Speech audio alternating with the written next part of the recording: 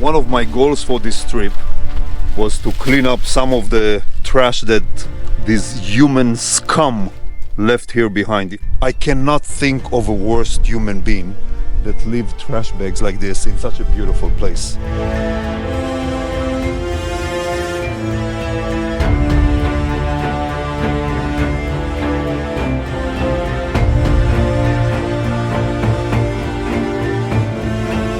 Not all coffees are created equal.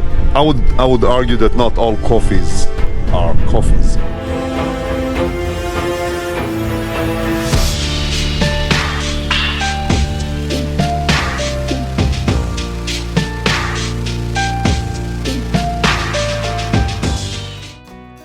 Good morning.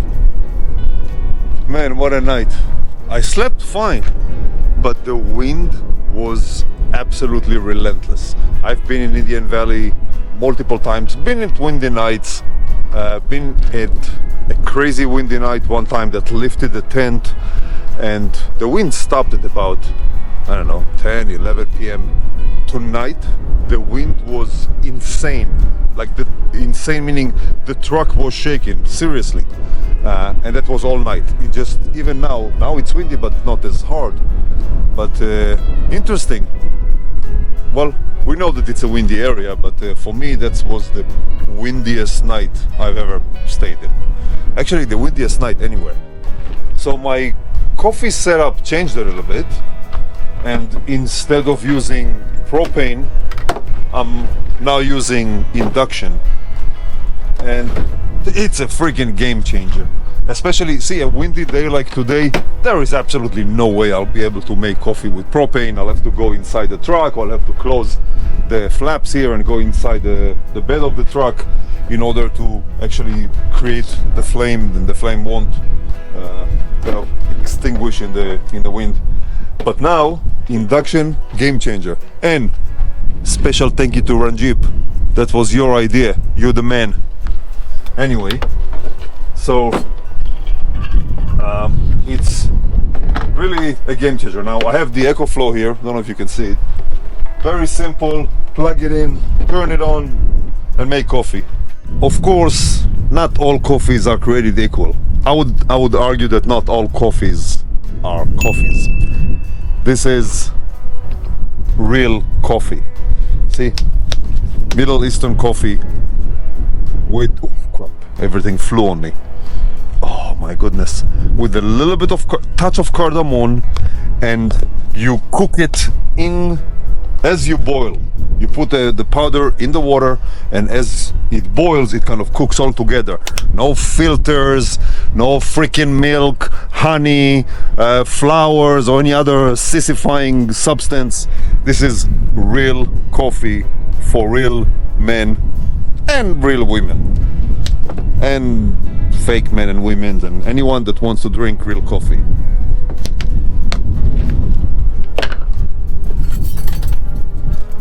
So put, I'm just putting by eye. I don't even know how much I put, but just what seems to be right. A little more. Friggin' this is gonna keep me awake for 7 nights probably, because I don't usually drink coffee, only when I'm on long drives, like when I go back home or when I come to a drive a lot on the highway for a long overlanding trip. So anyway, turn on the induction, set up the temperature. Where's the temperature? Function, temperature. I'm still learning how to use it. Put it on the highest heat, and it takes about, I don't know, 2 minutes to boil.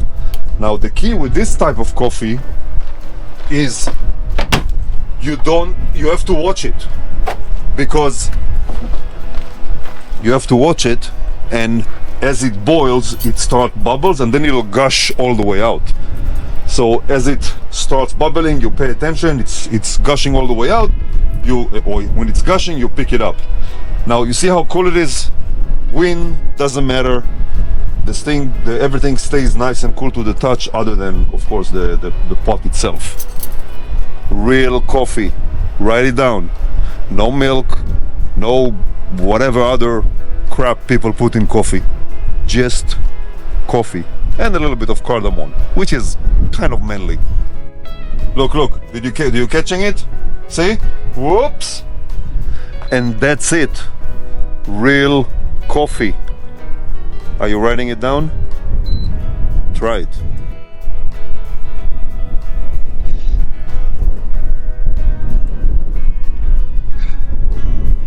Yeah. Again, I can't stress enough. Coffee and just coffee. You don't need anything else. No vanilla, no extract, no nothing. Now, this will potentially grow hairs on your chest. So if you're a lady, you have to pay attention. Unless you like hairs on your chest.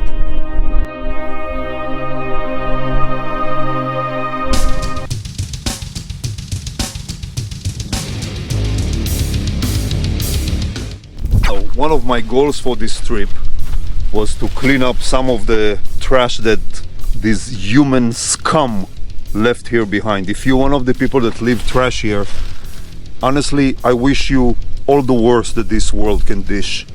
And we don't need you in this world, we don't need you in this country. If you can't take the trash that you brought in, just disappear.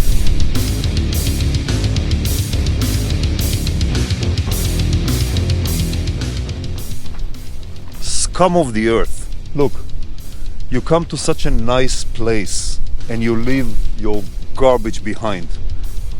Honestly, I mean, I cannot think of a worse human being that leave trash bags like this in such a beautiful place. Shame on you.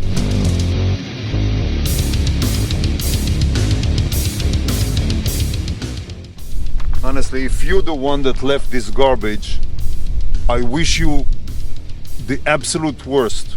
To you, your family, your dog should run over by a car, your house should burn, your car should get into a horrible accident. Why? Why is this necessary?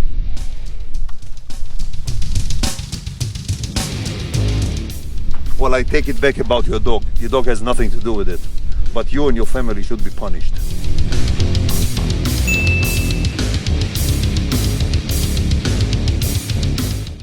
See, I enjoy shooting just like the next guy, but you would never see me leave this behind. Shotgun shells. You're an a-hole if you did this.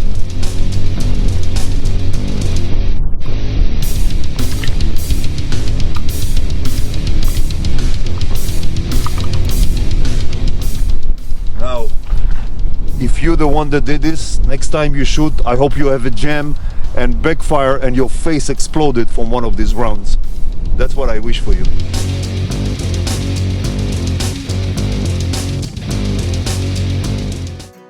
See, some of you may think I went overboard with my reaction to this trash. I don't think so. I think that if you are a human being that comes to a place like this and leave behind some of the things that I picked up here, you do not deserve any humanity back. It's so easy to not do that. We all have trash, we all cook, we all drink, we all have bags and plates and shit in the woods and everything else. Many of us don't leave anything behind. Many of us pick after you and your disgusting friends.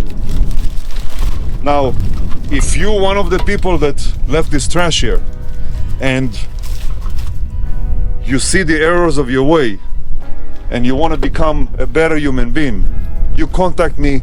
I'll send you one of these for free.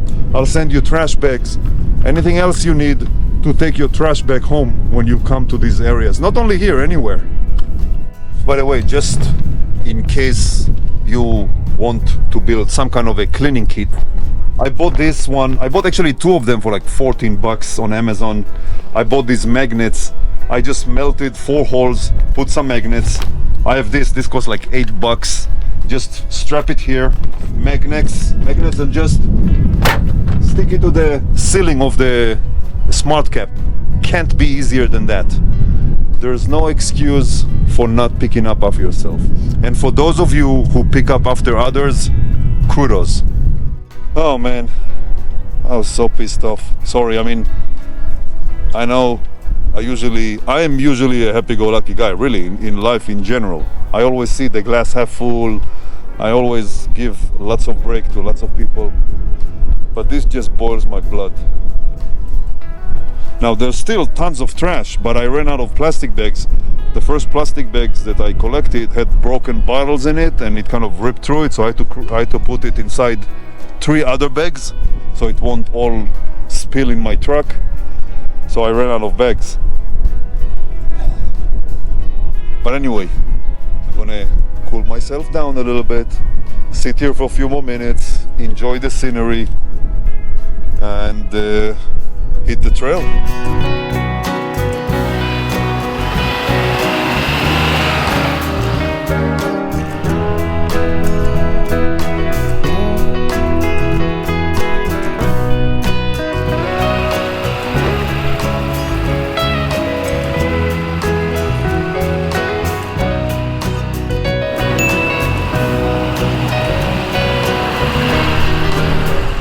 Alright, so we are leaving the campsite, just climbed up the hill, and we're gonna start making our way out. We meaning Ghost and I.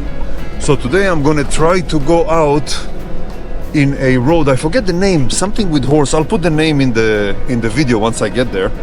But it's a dirt road. It goes through some farmhouses and stuff. It's very well groomed, very good. The fun part is that you can go very fast and fishtail in the turns, which again, kind of fun. It's not challenging from an off-road perspective, but nice scenery and kind of a quick, fast road. But until then, we are here on, what is it, something Springs, I forgot, going out of Indian Valley. So now we are going east, sorry. We're going east, and we are on the north side of Indian Valley Reservoir.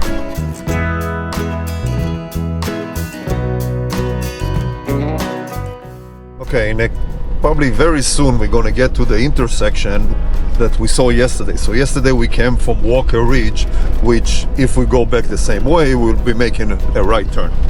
But I'm gonna continue straight. So as we get to the intersection, you'll see it's also like a vantage point. You can see the scenery because it's right on the top of the hill. All right, so now we are there in the section. Right there is Walker Ridge Road, and we are going left here down the hill.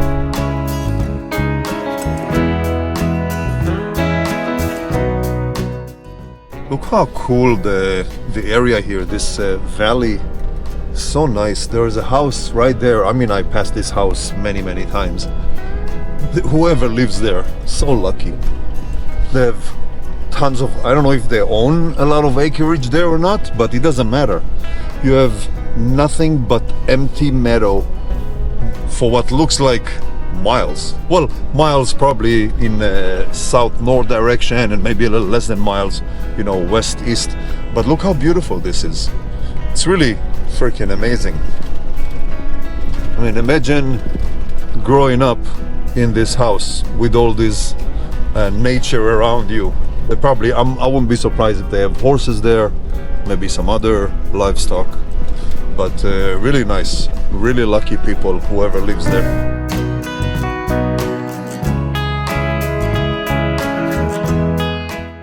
So we are now getting to the intersection that if I go left, it takes me to Highway 20. If I go right, it also takes me to Highway 20, but left is closer to Interstate 5.